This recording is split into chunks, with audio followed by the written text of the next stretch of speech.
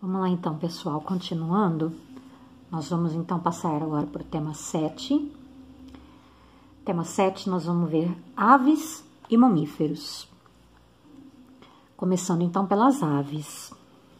Bom, as aves, o grupo das aves, reúne aí uma variedade muito grande, tá? São cerca aí de 9.000 espécies diferentes de aves que a gente encontra distribuída aí por praticamente todos os ambientes terrestres, tá?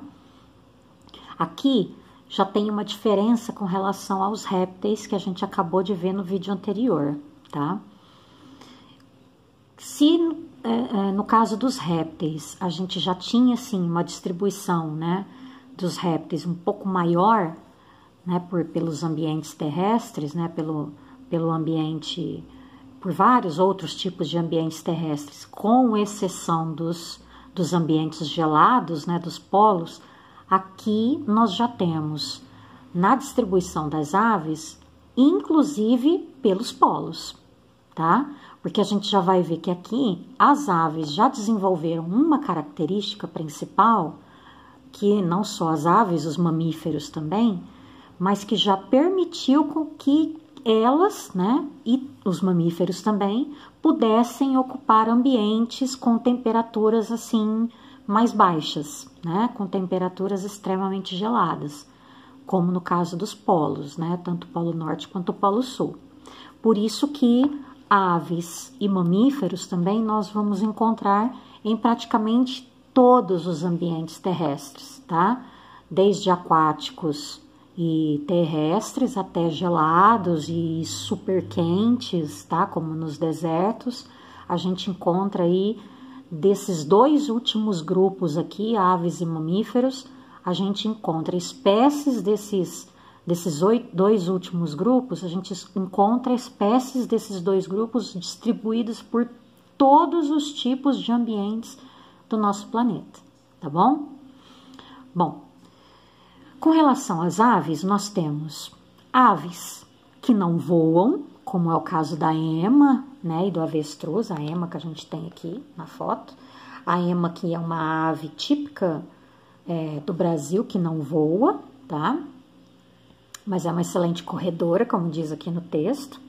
A avestruz, que é uma parente, né, da ema, mas não é típica do Brasil. A avestruz já é característica da África, tá? Existem outras aves, as aves voadoras, né, e excelentes voadoras, como no caso aí das águias, gaviões, né, beija-flores, que são aves que têm uma capacidade de voo excelente. E tem aves que têm uma capacidade de, ao invés, né, de ter a capacidade de voo, tem a sua capacidade de voo transformada em outra capacidade, a capacidade para nadar, tá? Porque são aves que têm uma vivência grande no ambiente aquático, que são, por exemplo, os pinguins e os patos, tá? Então tem, na verdade, a sua capacidade de voo transformada em capacidade para nadar, tá? Vamos ver então quais são as principais características das aves. A primeira e principal característica das aves é justamente a característica que permitiu que as aves pudessem então ocupar praticamente todos os ambientes do nosso planeta. Diferentemente, olha só, aqui a gente já vai mudar o termo, hein? Diferentemente do que a gente estava falando até os répteis a gente viu peixes, anfíbios e répteis eram animais ectotérmicos. Agora a gente vai mudar o termo. Aves e mamíferos são animais endotérmicos. Então vamos lá. Peixes, anfíbios e répteis são animais ectotérmicos, ou seja, não conseguem controlar a temperatura do corpo, não regulam a temperatura corporal. Já aves e mamíferos são animais endotérmicos, ou seja, eles regulam a temperatura corporal, mantendo a temperatura do corpo praticamente constante, tá? Então, as aves e nós, mamíferos, conseguimos manter a temperatura do nosso corpo basicamente sempre a mesma, constante, certo? Isso é ser animal endotérmico, é conseguir controlar a temperatura do corpo. Isso é que permite com que aves e mamíferos consigam viver num ambiente de temperaturas extremamente baixas ou de temperaturas extremamente altas, tá bom? Porque a gente consegue, então, regular e manter a temperatura do nosso corpo. Como que nós conseguimos isso, né? Como que as aves e nós, mamíferos, conseguimos isso? Os mamíferos a gente vai ver já já. E as aves, como que elas conseguem isso? Primeira coisa, olha aqui, primeira característica. O corpo das aves é recoberto por penas. Então, as penas já ajudam aqui, olha. As penas ajudam na manutenção da temperatura corporal. Porque as penas ajudam a aquecer o corpo da ave, tá? Então, as penas são estruturas que ajudam muito na regulação da temperatura do corpo delas, certo? Além, é claro, de serem estruturas extremamente leves que vão auxiliar também na capacidade de voo, tá? Então, o corpo das aves é recoberto por penas, que além de auxiliar no voo, também ajudam aí na manutenção da temperatura corporal. Aves não têm dente, tá? Nenhuma ave tem dente. Elas têm bico. E o bico é adaptado para o tipo de alimento que a ave consome. Então, cada tipo de ave tem um determinado tipo de bico, tá? Pode ser um bico afiado, cortante, como é o caso de gaviões, falcões, tá? Águias, né? Que tem aquele bico extremamente afiado, né? Adaptado para rasgar, né, adaptado para matar, né, a sua presa, né, e rasgar a carne, né, de sua presa, porque são aves carnívoras, tá? Tem o bico curto e curvo, né, por exemplo, de periquitos, papagaios, que é adaptado para se alimentar de sementes, tá? Tem o bico do beija-flor, que é fininho e compridinho, que é adaptado para se alimentar aí do néctar das flores, que geralmente está lá no fundinho, né, da flor. Então, ele precisa ter um bico compridinho e fininho, né, para conseguir chegar até lá no fundinho lá da flor, né, para ele conseguir se alimentar. Então, cada ave tem um determinado tipo de bico, adaptado para o tipo de alimento que ele consome, tá? Aqui está dizendo que só as espécies aquáticas, né, apresentam as glândulas uropigianas, mas todas as aves apresentam, tá? Todas as aves apresentam numa determinada parte da sua pele, fica mais próximo da cauda, tá? Fica bem perto da cauda das aves. Algumas glândulas que ficam sob a pele das aves são chamadas glândulas uropigianas. Essas glândulas, elas produzem uma espécie de óleo, tá? É uma substância oleosa que se espalha pelas penas da ave. O que essa substância oleosa faz? Essa substância oleosa, ela ajuda as penas a se tornarem impermeáveis. O que significa isso? Ajuda as penas não ficarem muito encharcadas, tá? Então, isso é muito importante, por exemplo, para as aves, num dia de chuva, por exemplo, elas não ficarem com as penas, né, muito encharcadas, o que deixariam elas muito pesadas e impediriam elas de voarem, tá? E é importante também, né, principalmente para as aves aquáticas, né, para que elas não fiquem assim muito encharcadas, né, o que dificultaria a flutuação, especialmente patos, gansos, né, que ficam bastante tempo flutuando, né, sobre a água, tá? Então, essa substância oleosa que é produzida por essas glândulas tem essa função de impermeabilizar as penas, tá? Para não permitir que que as penas fiquem muito encharcadas pela água, tá? Aves respiram, claro, por pulmões, um par de pulmões, assim como nós mamíferos, só que além de um par de pulmões, as aves têm, ligados a esses pulmões, elas têm uma rede de bolsas, né, chamados sacos aéreos, tá? Então, esses sacos aéreos são projeções ligadas a esse par de pulmões que vão ajudar na respiração e na capacidade respiratória das aves, tá? Depois tem um esqueminha ali, eu vou mostrar para vocês como são os sacos aéreos. E na reprodução, as aves, todas as espécies de aves, têm fecundação interna, são iguais os répteis, tá? Nessa parte aqui são iguais os répteis. Então, as aves, todas, o macho se relaciona com a fêmea, tem relação sexual com a fêmea, tá? Então, tem o cruzamento entre o macho e a fêmea. Aqui, em algumas espécies, vocês já devem ter ouvido falar, em algumas espécies tem muito o cortejo, né, entre macho e fêmea, tá? Em algumas espécies sempre é o macho mais bonito, principalmente com os pássaros, tá? Os machos são mais bonitos, mais vistosos, chamativos, né? Porque eles é que fazem o cortejo, né? Para chamar a atenção da fêmea, tá? E aí tem toda aquela dança nupcial, alguns cantam, né? Então aí é muito bonito, né? A época da reprodução, né?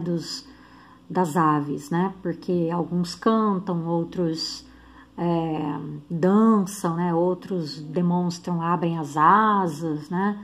Então, tudo faz parte do processo de reprodução das aves, tá? E aí, então, tem o cruzamento entre o macho e a fêmea. O macho deposita os espermatozoides dentro do corpo da fêmea e a fêmea, depois de fecundada, bota os ovos para fora, tá? Então, são ovíparos, certo? Todas as aves são ovíparos, botam os ovos. Só que aqui tem uma pequena diferença, né, com relação aos répteis. As aves têm o hábito de chocar os ovos, tá? Então, sempre que as fêmeas botam os ovos, existe, então, logo depois da postura, né, dos ovos, tem-se o hábito da fêmea, né, ficar chocando os ovos. Em algumas espécies, inclusive, né, tem o revezamento entre a fêmea e o macho, né, de ficar chocando os ovos. Fica um pouco a fêmea, enquanto o macho vai buscar comida, e depois fica o macho, aí a fêmea vai buscar comida, e assim vai, né, eles ficam ali chocando, né, em cima ali dos ovos, aquecendo os ovos, né, para que os filhotes vão ali se desenvolvendo mais rapidinho, tá? E até que estejam prontos, né, para romper a casca do ovo e nascerem, tá? E aí, logo depois do nascimento, muitas espécies, né, a grande maioria das espécies de aves, não abandonam ainda os seus filhotes, tá? Ainda vão cuidar dos filhotes, né?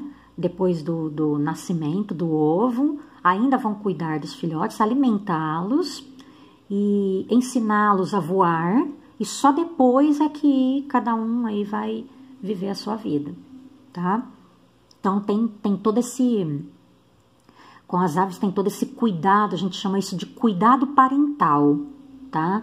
Cuidado parental, é todo um cuidado que os pais têm com os seus filhotes, desde o momento, assim, que estão chocando, né, ainda dentro dos ovos, até depois do nascimento, tá?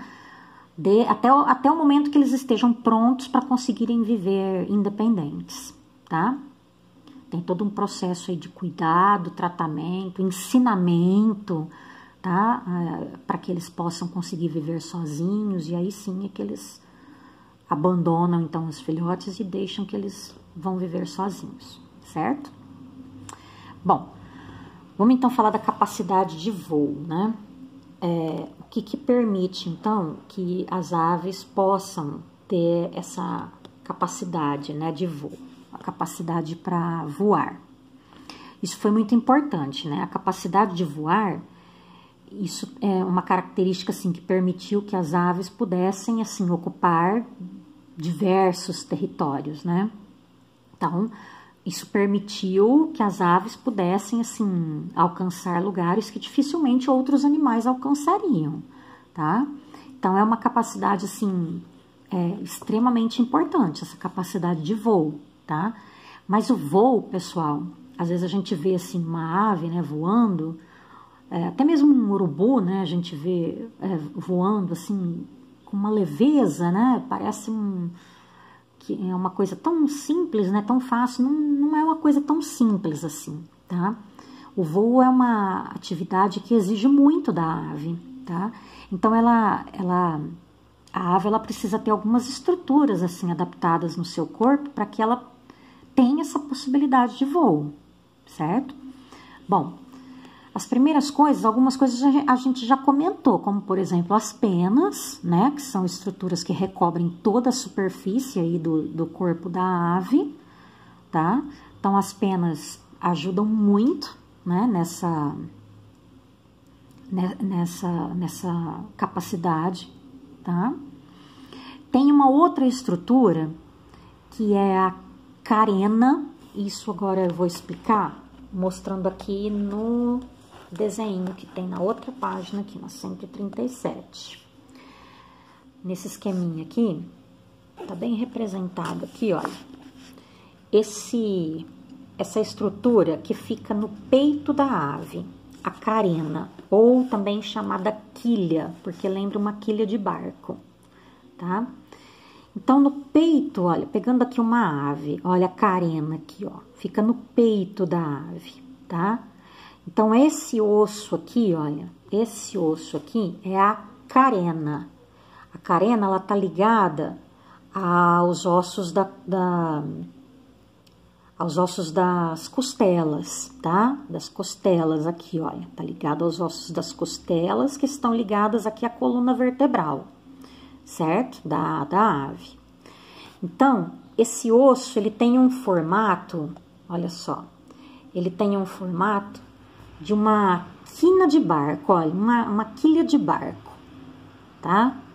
Então, ele tem uma ponta, por isso que a gente chama esse osso de carena ou quilha, certo? E aí, é nesse osso, é nessa ponta desse osso, dessa carena, que se prendem os músculos mais importantes para o voo, os músculos peitorais. Porque esses músculos, eles saem desde aqui da ponta no peito da ave, olha, desde aqui, e se expandem até a pontinha da asa, olha. Então, esses músculos saem desde aqui da pontinha do peito e se expande até aqui a ponta da asa. Então, são os músculos mais importantes no processo de voo aí da ave, tá? Então, essa estrutura aqui, ela é super importante. Essa estrutura aqui, a carena, que é um osso aí, né, que tá ligado aqui às costelas e à coluna vertebral, onde se prendem aqui os músculos peitorais, tá? Que ajudam aí muito na capacidade de voo aí das aves. Outra coisa que ajuda muito na capacidade de voo das aves são os ossos das aves. Os ossos das aves são chamados ossos pneumáticos. O que é um osso pneumático? Um osso pneumático é um osso assim, olha. É um osso que por dentro dele é oco, é cheio de espaço vazio, tá? Se a gente for comparar com o osso de um mamífero, quando a gente se a gente pega um osso de um mamífero e parte ele ao meio, por dentro do osso de um mamífero, ele é todo cheio, tá? Cheio de tecido ósseo, tá?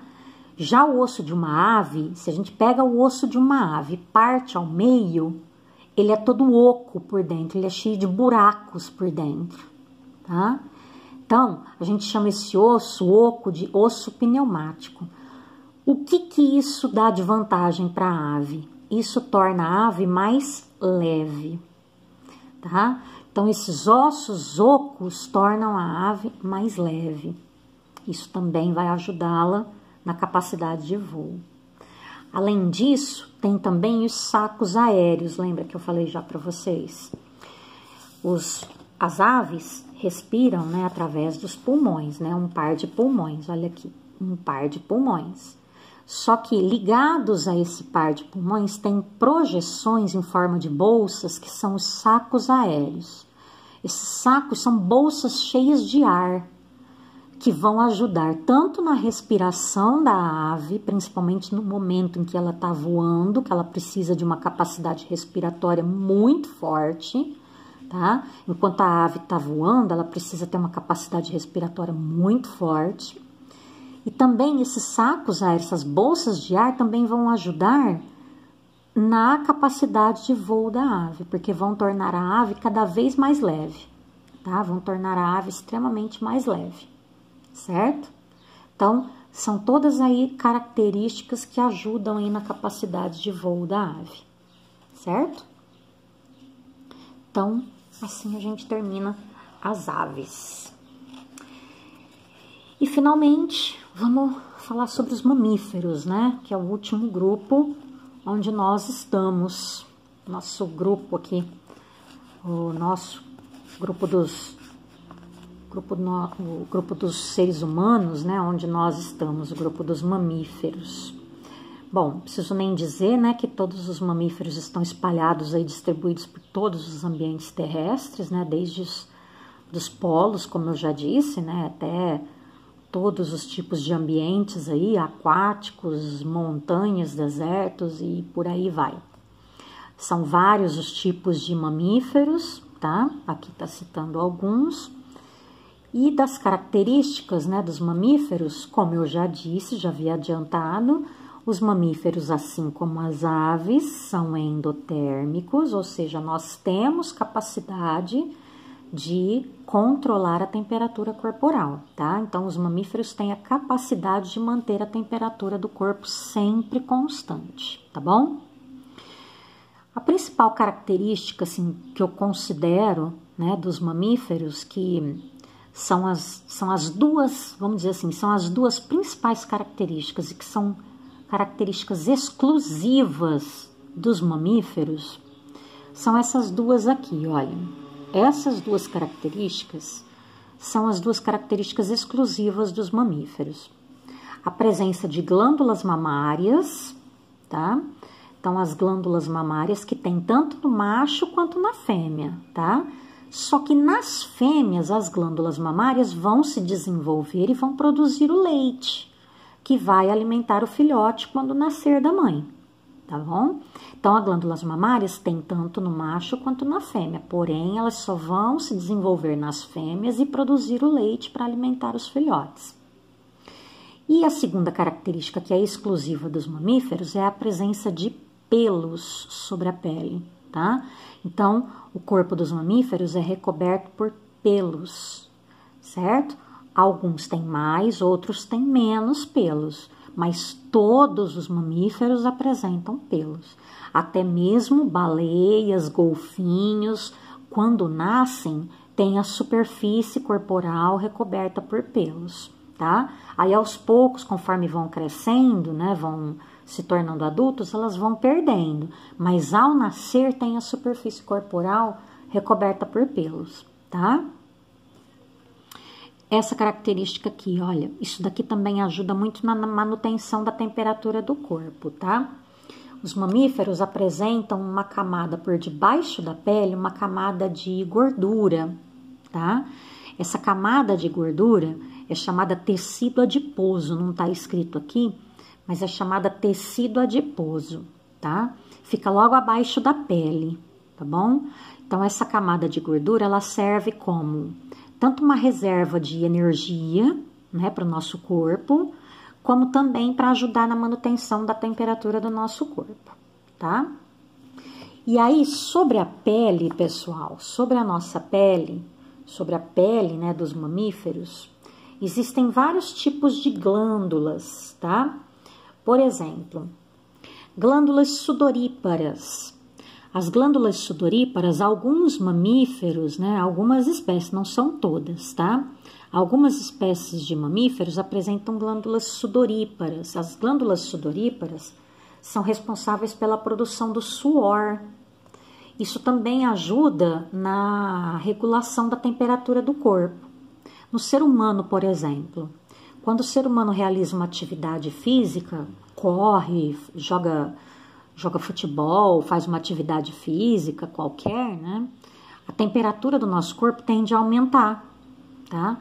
E aí entra a importância da presença das glândulas sudoríparas na nossa pele.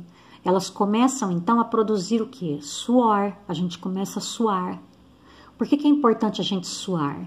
Para que elimine calor do nosso corpo, para que não aumente a temperatura do nosso corpo, tá? Então, o suor é justamente um controle interno da nossa temperatura corporal, tá? Nós temos também alguns mamíferos, tá? Não são todos. Nós, seres humanos, temos as glândulas sebáceas também na nossa pele, que são responsáveis pela produção de uma espécie de óleo, uma substância oleosa, que ajuda a lubrificar, tá? Tanto a pele quanto os pelos, tá? Para deixar a pele e os pelos, assim, mais macios. Se não fossem as glândulas sebáceas, nossa pele e os pelos seriam extremamente ásperos, duros, tá? Então, ajuda aí também na lubrificação e na impermeabilização da pele e dos pelos, certo? Respiração. Os mamíferos respiram, todos os mamíferos respiram por pulmões, um par de pulmões, tá? Aqui nós temos a presença, pessoal, de um músculo muito importante, um músculo que é exclusivo dos mamíferos, o diafragma, tá? Só os mamíferos apresentam esse músculo aqui, o diafragma, e esse músculo ele tem uma participação muito importante na respiração, certo? Então, todos os mamíferos respiram através de pulmões, inclusive os mamíferos aquáticos, os mamíferos que vivem na água. Peixe-boi, baleias, golfinhos, tá? Então, todos os mamíferos aquáticos precisam subir para a superfície da água para respirar o oxigênio atmosférico, o oxigênio do ar, tá bom? Porque respiram através de pulmão. Os mamíferos possuem dentes, tá? E uma variedade grande de dentes, certo? A arcada dentária dos mamíferos, ela varia muito, de acordo com o tipo de alimentação. Então, normalmente, os mamíferos herbívoros, eles apresentam uma arcada com os dentes molares, né? E pré-molares, que são os dentes mais posteriores, mais do fundo, mais desenvolvidos, né? Para mastigação de plantas, tá? Já os mamíferos carnívoros apresentam caninos, né, mais desenvolvidos, tá? Para poder matar, né, as suas presas, rasgar a carne, né?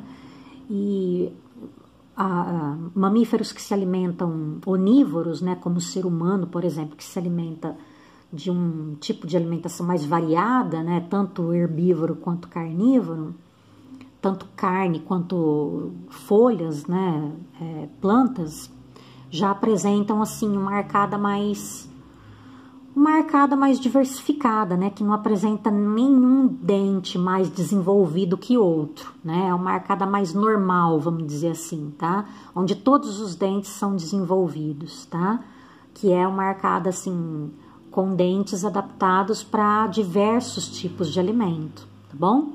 Então, os mamíferos, todos eles, né, apresentam, então, dentes de variados tipos, formatos, tamanhos, adaptados também para o tipo de alimentação. E, finalmente, com relação à reprodução. Os mamíferos, pessoal, todos, fecundação interna, certo? Sempre o macho se relaciona, cruza com a fêmea, tá? Sempre tem o macho, a fêmea, tem o cruzamento entre macho e fêmea. Só que aqui, pessoal, não foi nem falado aqui o que é uma falha desse livro, né? Mas tudo bem. Nesse caso aqui, os mamíferos, a fêmea, a grande maioria das fêmeas, tá? Que a gente pode considerar assim, 95% das fêmeas dos mamíferos, tem uma estrutura onde os filhotes vão se desenvolver, que é o útero materno, tá? Então, dentro dessa estrutura do útero materno, os filhotes ou o filhote, né? Assim que a fêmea foi fecundada, o filhote vai se desenvolver, os filhotes vão se desenvolver e assim, depois de um período gestacional, depois de um período de gestação, a fêmea então está pronta para dar à luz aí aos seus filhotes, tá bom? Então é assim a reprodução dos mamíferos, certo? E assim a gente encerra então o reino dos animais. Pessoal, qualquer dúvida, estou à disposição. Só me manda mensagem, qualquer perguntinha que tem aí das atividades, tá? Que vocês não entenderem, é só me perguntar, tá bom? Um beijo para todos, fiquem com Deus, até a próxima. Tô com muita saudade de todos, um beijão, tchau!